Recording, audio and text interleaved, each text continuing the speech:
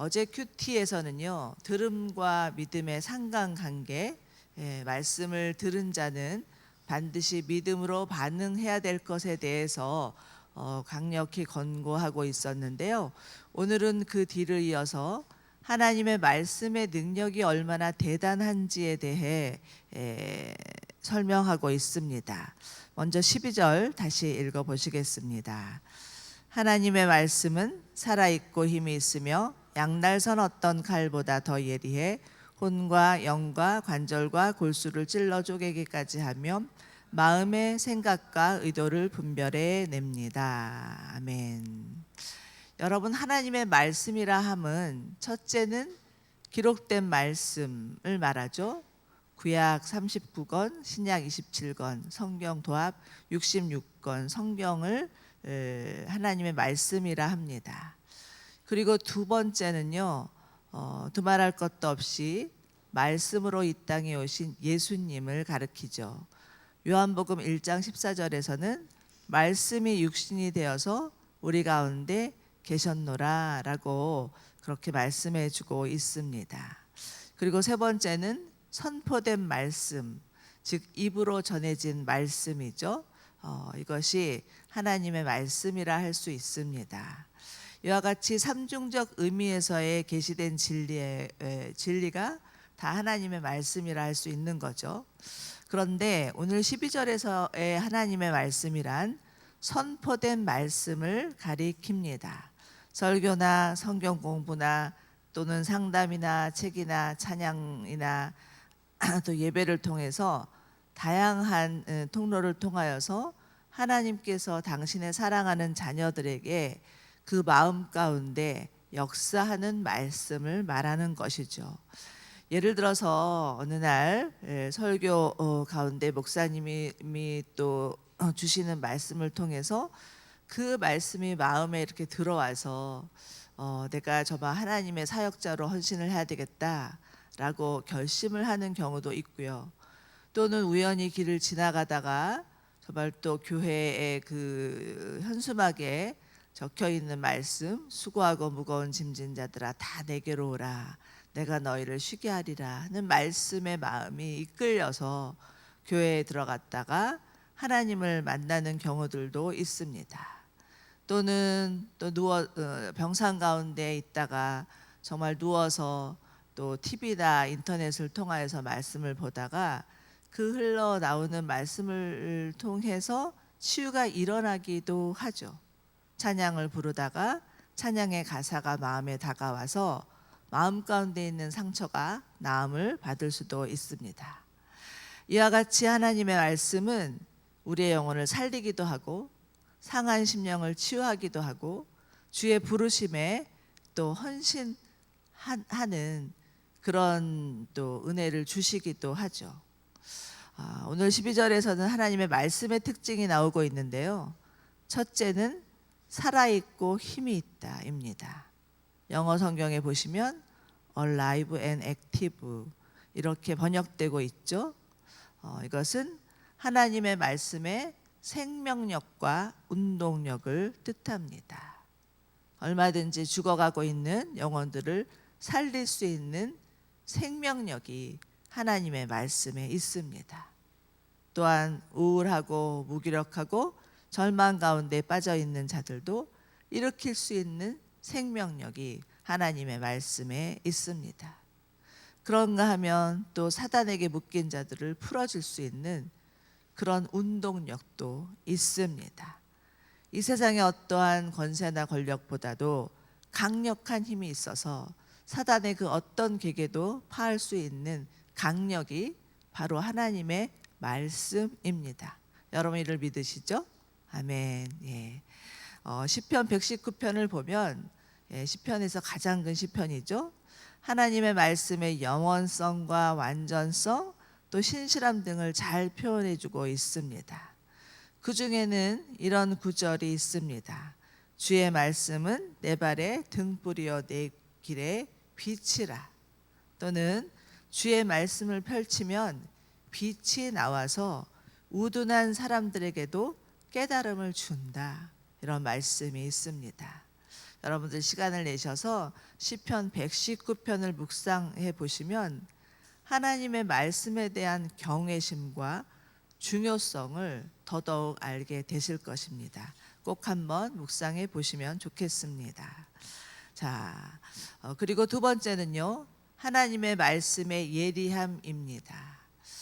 이 말씀이 쓰일 당시에 그 시대 상황으로 보면 로마 병사들이 늘 가지고 다니는 단검이 하나 있었는데 그것은 아주 좌우에 날이 선 단검이었다고 합니다. 얼마나 예리했는지 그 단검에 한번 찔리면 살아남기가 힘들었다고 해요.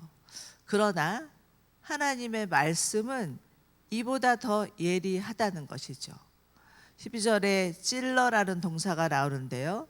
찔러라는 동사는 3차원의 공간을 뚫고 들어가다라는 의미가 있습니다.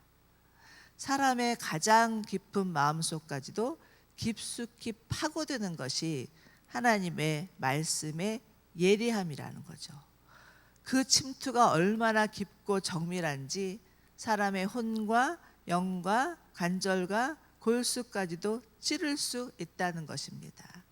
사람의 마음속 깊이 있는 묵은 상처, 죄된 습관, 하나님으로부터 오지 않은 잘못된 생각과 행동들 다 찌르고 쪼갤 수 있는 것이 하나님의 말씀의 예리함이라는 것이죠. 아마도 여러분들도 이와 같은 하나님의 말씀의 능력을 경험해 보셨을 것입니다.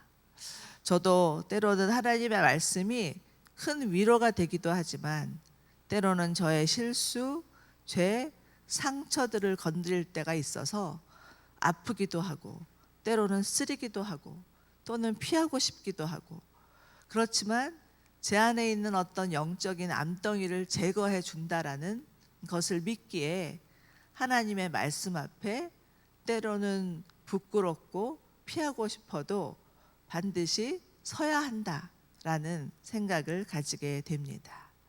자, 그리고 세 번째는요, 하나님의 말씀의 분별력입니다. 여기서 지금 12절에 보시면 마음의 생각과 의도를 분별해낸다라고 분별해낸다라는 동사를 사용하고 있는데요. 이 동사는 분별하고 분석하고 조사한다는 어떤 지적인 의미를 가지고 있습니다. 사람의 마음의 생각과 행동과 뜻까지도 투사할 수 있는 능력이다라는 것이죠. 마치 하나님의 말씀은 우리가 병원에 가서 건강 진단을 하기 위하여서 내시경 검사를 하듯이 우리의 속내를 다 살펴주시고 다 드러내신다는 것이죠. 바로 이것이 하나님의 말씀의 능력입니다. 그렇기 때문에 13절 보시면 어떤 피조물이라도 하나님 앞에 숨을 수 없고 외려 그 모든 것은 우리에게서 진술을 받으신 그분의 눈앞에 벌거벗은 채 드러나 있습니다 라고 말하고 있습니다. 사랑하는 여러분, 이처럼 하나님의 말씀은요 우리에게 큰 힘과 또 격려와 용기를 북돋아 주지만 또 우리 안에 있는 속된 마음을 다 드러내기도 해서 제가 조금 전에 말씀드린 것처럼 때로는 그 말씀 앞에 우리 자신이 너무 부끄럽고 또 때로는 감추고 싶고 피하고 싶을 때도 있습니다. 그러나 결코 하나님의 말씀 앞에 부끄러워할 일도 아니고 더더욱이 감출 문제도 아니죠. 왜냐하면 우리를 위해서 밤낮으로 간구하시는 예수 그리스도께서 계시기 때문입니다. 14절 같이 읽어보실까요? 시작. 이와 같이 우리에게 하늘로 올라가신 위대한 대제사장 곧 하나님의 아들 예수가 계시니 우리가 고백한 신앙을 굳게 지킵시다. 아멘. 여러분, 대제사장은 어떠한 역할을 하는 자입니까? 하나님의 백성들의 모든 죄를 다 뒤집어쓰고 하나님 앞에 나아가 대신 고하며 하나님의 자비하심이 백성들 가운데 임하도록 간구하는 자가 대제사장이죠. 이와 같이 예수님께서 하나님과 우리 사이에 있는 죄로 인해서 막힌 담을 허물기 위해서 이 땅에 오신 대제사장이십니다. 예수님께서 십자가 지심도 이 대제사장의 임무를 감당하기 위해서였죠.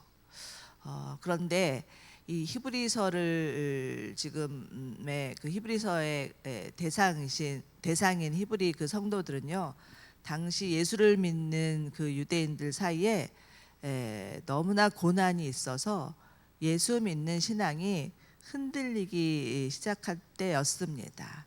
그래서 이들 안에 어제도 제가 말씀드렸지만 다시 이제 유대교로 돌아가자 하는 그러한 시도들이 배교의 위험성이 있었던 때였죠.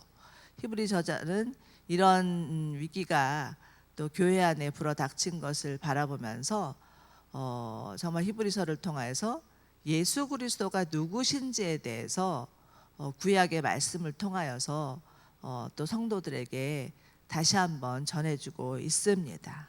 예수님은 우리의 모든 죄를 담당하기 위하여서 십자가 지신 우리의 영혼의 구세주이시지만 구약적인 관점에서 볼 때는 대제사장이셨죠. 그래서 그 대제사장이 정말 1년에 한 번씩 대속죄일에 나가서 하나님 앞에 속죄할 때마다 모든 백성의 죄가 다 사하여진 것처럼 예수님께서 우리 가운데 오셔서 대신 십자가 지심으로 말미암아 우리의 모든 죄를 대신 속하여 주셨습니다. 이것을 다시 한번 히브리 저자는 히브리 성도들에게 말하고 있죠. 아무리 고난이 심하다 할지라도 예수 믿는 믿음을 놓치지 아니하고 살라고 하는 강한 권면이 들어와 있습니다.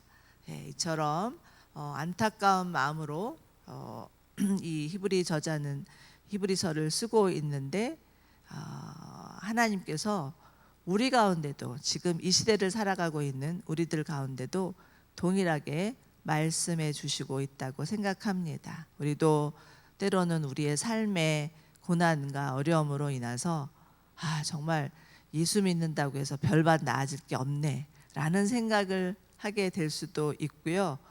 예수 믿는 게 더 힘들다 라는 생각을 하게 되는 순간들도 있습니다만, 그러나 우리를 위하여서 이 땅에 오신 예수님, 그 예수님을 바라보며 다시 믿음으로 일어서는 저와 여러분들 되시기를 바랍니다.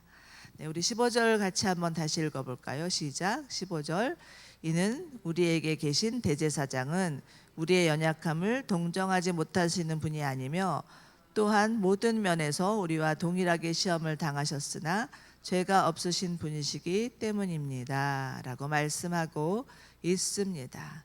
여러분, 예수님은 이 땅에 오셔서 정말 우리가 당하는 모든 고난들을 몸소 다 겪으신 하나님의 아들, 인간으로 오신 예수님이셨습니다. 그렇기 때문에 우리가 당하는 모든 고난들, 이것을 모르지 않으시죠. 사실은 그런 말 있잖아요. 정말 자기가 당해보지 않으면 알 수 없다, 그런 말이 있는데, 예수님이 이 땅에 오셔서 정말 낮고 천한 몸으로 오셔서 인간이 당할 수 있는 모든 고난과 모욕과 어려움들을 다 당하셨기 때문에 지금 이 땅에서 살고 있는 성도들의 어려움도 이해하시고 다 아시는 분이시라는 것을 말씀해주고 있습니다.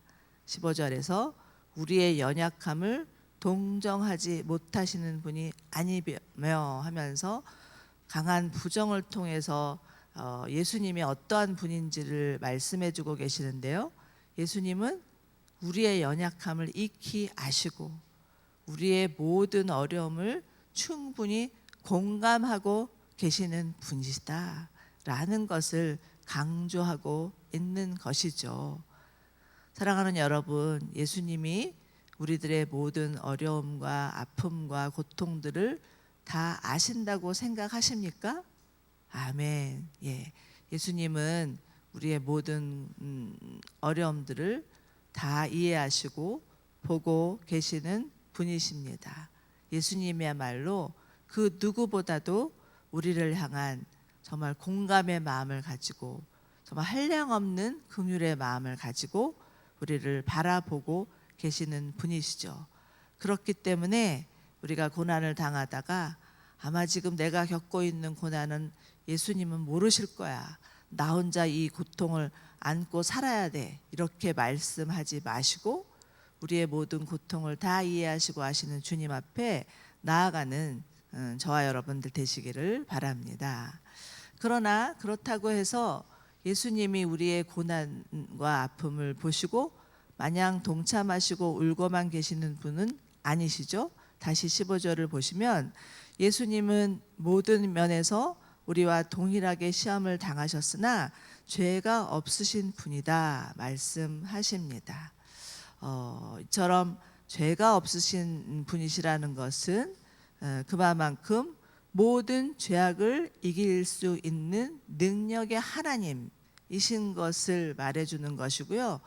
이 또한 이 예수를 믿는 우리들도 그렇기 때문에 그 죄 가운데서 승리할 수 있다. 모든 어려움들을 이겨낼 수 있다라는 것을 의미해 주기도 합니다. 그렇기 때문에 우리가 해야 할 일은 내가 당한 고난 앞에서 좌절하거나 낭망하는 것이 아니라 16절의 말씀이죠. 그러므로 자비하심을 얻고 필요할 때 도우시는 은혜를 얻기 위해 은혜의 보좌 앞에 담대히 나아갑시다 라고 권면한 것처럼 자비하신 하나님 앞에 언제든 나아가 주의 도우심을 구하는 것이 우리 믿는 자의 마땅한 태도라 말할 수 있겠습니다.